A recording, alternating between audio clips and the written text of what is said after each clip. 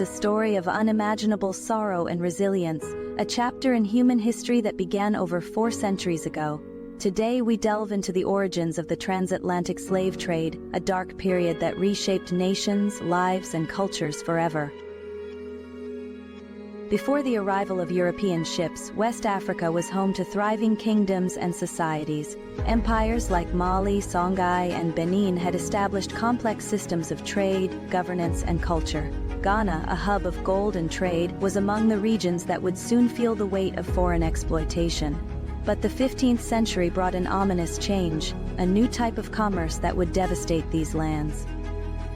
European demand for labor in the New World, spurred by the growth of sugar, tobacco, and cotton plantations, led to the rise of the transatlantic slave trade. African captives, often prisoners of war or victims of raids, were sold to European traders by local rulers and merchants. Ghana, with its central location on the Gold Coast, became a key hub for this devastating trade. These captives were forced onto ships for the harrowing Middle Passage, a journey across the Atlantic Ocean that could last up to 3 months. Conditions were inhumane. Packed like cargo in the ship's hold, many succumbed to disease, malnutrition, and abuse. Historians estimate that millions perished before ever reaching the Americas.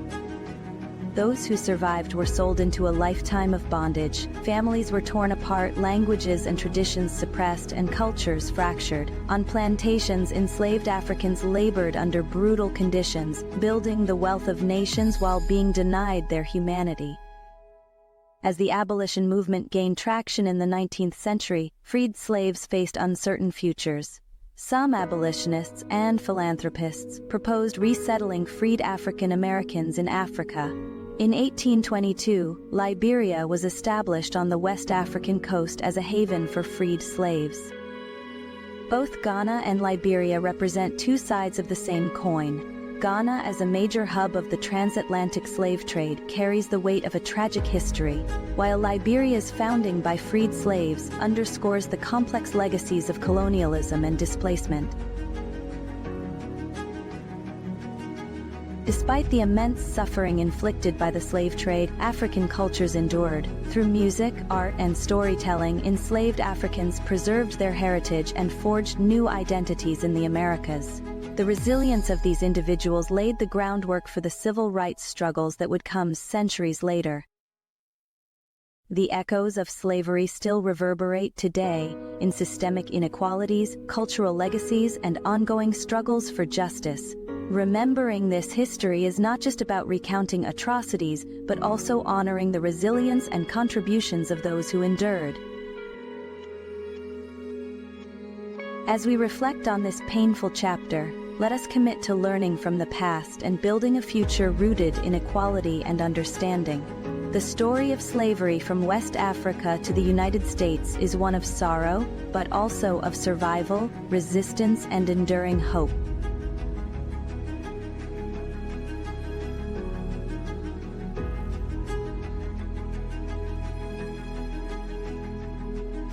Hey everyone, and welcome back for another deep dive. You ready to go deep with me today?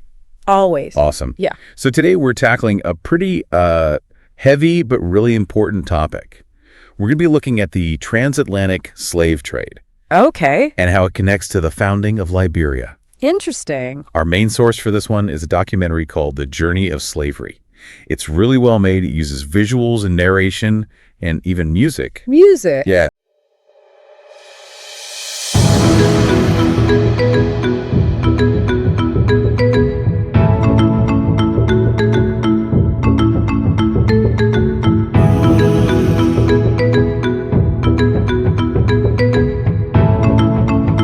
To kind of bring this history to life. So, wow. Are you ready to kind of uncover this story with me? Absolutely. I think what's always so interesting about Liberia is how a nation that was founded on the ideal of freedom also has to grapple with, the shadow of its origins. Yeah, I love that angle. Okay. Okay, so let's rewind way back to the late 15th century. Okay. The documentary starts out by showing how European powers like Portugal and Spain, they were really on this huge quest for labor to keep their plantations running in the Americas. Right. It's that classic case of supply and demand, but in this case, the commodity is human life. And West Africa, unfortunately, becomes the target for a number of reasons. They had the resources they had, existing trade routes, and frankly, the power dynamics were completely out of whack. So it's just a straightforward case of Europe taking advantage. Well, it was a little more nuanced than that. The documentary brings up the example of the Ashanti Kingdom. Okay. They actually played a role in the slave trade themselves. They would capture rivals and then trade them for goods like guns and textiles. Wow. Which actually boosted their own power in the region, at least for a time. I guess that's what they mean when they say history is complicated. But even with that internal dynamic going on, were there people within the Ashanti Kingdom that saw the moral problem with this whole thing? Yeah, that's a great question. I mean, the documentary really focuses on the leaders who participated, but it would be really fascinating to kind of dig deeper into those dissenting voices. The everyday people who may have resisted or tried to protect their communities. Yeah, it's just such a stark reminder that even within a system like this, one of exploitation, there are always layers of complicity, different levels of power at play. Right. But ultimately, it was Europe that set this horrific system in motion. Right. And then, of course, there's the Middle Passage. Yeah. It's just hard to even fathom the brutality of it all. I can't even imagine. And the documentary doesn't shy away from that reality at all. You see those images of people chained in a ship's hold. Disease is rampant. People are dying from malnutrition, from abuse. It's almost impossible to comprehend the suffering. Over 12 million Africans. Yeah. Were forcibly transported, according to the documentary. And, each of those lives represents a story of suffering and resilience. Mm-hmm. What really got to me, though, is the documentary uses this really moving musical score. Oh, wow. During that section. Yeah. So you're hit with these statistics, but then also this huge wave of emotion. It's a really powerful technique to kind of bring home the scale of this tragedy. Right. And it's also so important, I think, to remember the impact this had on both continents. Imagine African societies being depopulated. Their social structures completely torn apart. Their economies becoming tragically reliant on this trade in human beings. So on one hand, you have enslaved Africans literally building the economies of the Americas. Yeah. Working on those sugar, cotton, and tobacco plantations. Yeah. But then on the other hand, their own communities are being absolutely devastated by this. It's just mind-blowing, the irony of it all. It really begs the question, how do we reconcile that so-called economic success of the Americas built on forced labor with the immense human cost? It's a question we're still grappling with today, and it's tied directly to the legacies of the slave trade. And of course, all of this eventually led to the rise of the abolitionist movement. Right. So we're talking like the 18th and 19th centuries, this huge groundswell of activists, freed slaves, and religious groups, all demanding an end to this inhumane system. Exactly. And the documentary highlights figures like Frederick Douglass, whose powerful words really helped to shift public opinion. But in the U.S., even after abolition, newly freed African Americans faced tremendous obstacles. Yeah, prejudice, lack of opportunity.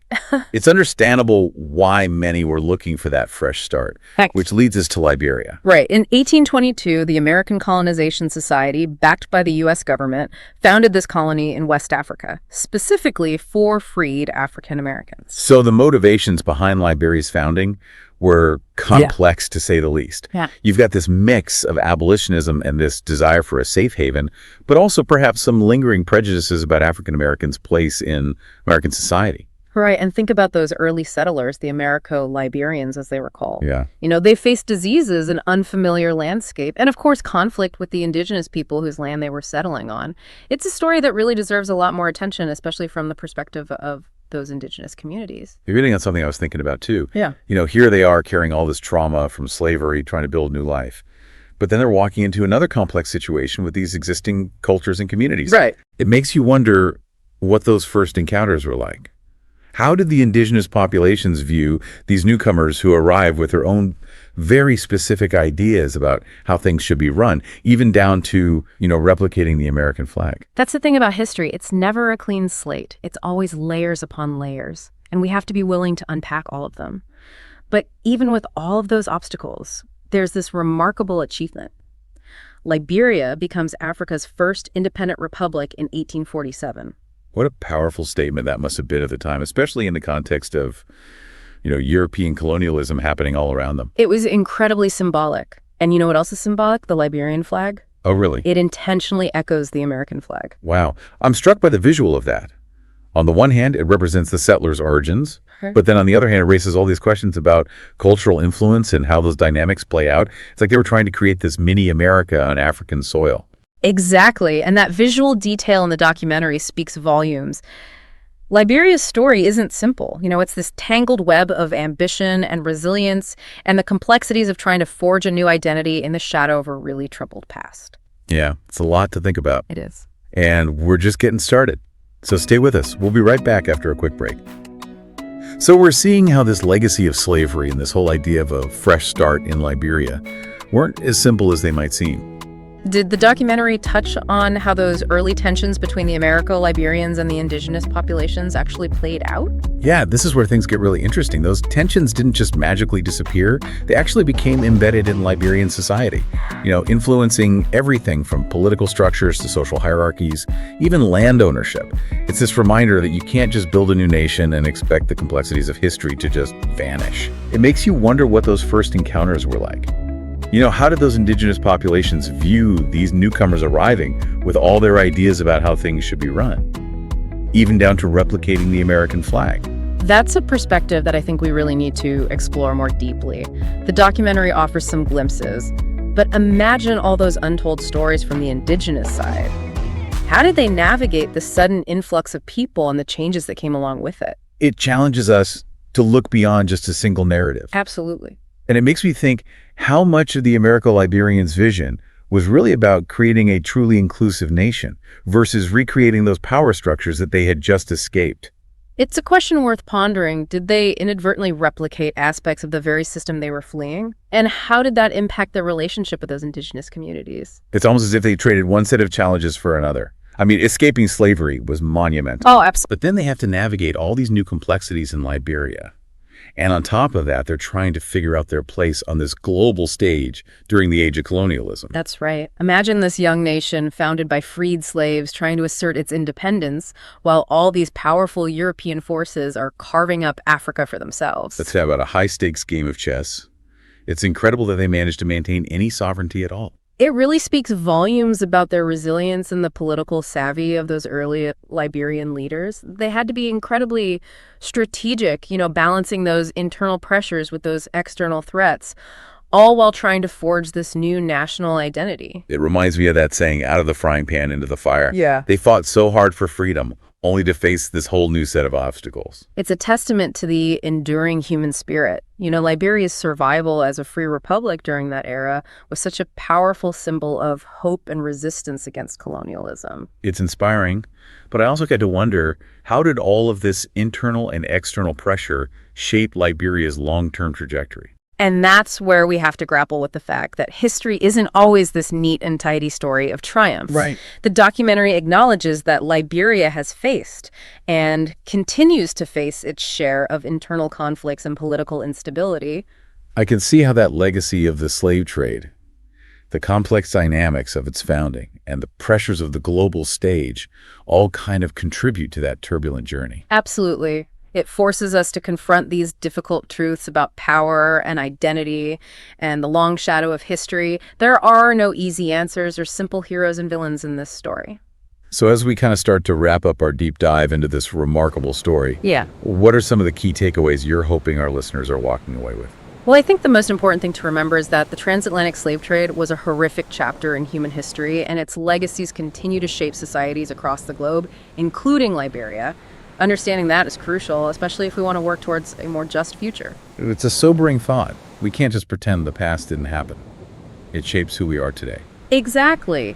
And on a personal level, I think this deep dive encourages us to think critically, to seek out multiple perspectives, and to be comfortable with the complexities of history. We're not looking for simple answers or passing judgment. We're engaging in this process of understanding, learning, and reflecting. And that's what makes these deep dives so valuable. They help us to see the world with fresh eyes, to appreciate those connections across time and cultures. I like that. So for our listener, as they continue to think about all of this, what's a question that might spark some more reflection, something that kind of builds on what we've been discussing, but maybe takes it a step further? Here's a thought-provoking one. If you could go back and speak to those early Americo-Liberian settlers, what would you ask them? What would you want to know about their hopes, their fears, their vision for this new nation? Ooh, that's a good one. It makes me think about what I would ask the indigenous population as well. You know, it's a reminder to keep questioning, to keep digging deeper, and to keep these conversations going. Exactly. And in doing so, we might gain a deeper understanding of ourselves and the challenges we face today. Well said. And a huge thank you to you for sharing your expertise and guiding us through this complex and fascinating history. It was my pleasure. And to our listeners, thank you for joining us on this deep dive. We'll catch you in the next one. Wow. It's a lot to process, right? The sheer weight of history and how it shapes not only individual lives, but the destinies of entire nations. And what we've really been exploring is that history isn't just some dusty relic of the past. It's this living, breathing force that continues to impact us in the present. Yeah, we can't just observe it from a distance, right? We have to kind of engage with it, wrestle with those complexities, and really try to understand how it all connects to who we are today. And it makes me think, how can we really delve deeper into these layers of history beyond the documentaries and the textbooks? That's where things get really exciting. Think about seeking out those historical accounts written from different perspectives, visiting museums and historical sites, even having conversations with people from different backgrounds. Yeah, those personal stories and family histories can really bring history to life in a way that even the most detailed textbook can't. They make those events feel so real and relevant to our own lives. Absolutely. And speaking of those personal narratives, something that really struck me in the documentary was how much those Americo-Liberian settlers brought their own cultural baggage with them. Oh, right. They arrived with their own values and ideas about governance, even their architectural styles. It's like they were trying to recreate a mini America on the shores of West Africa, which probably wasn't easy.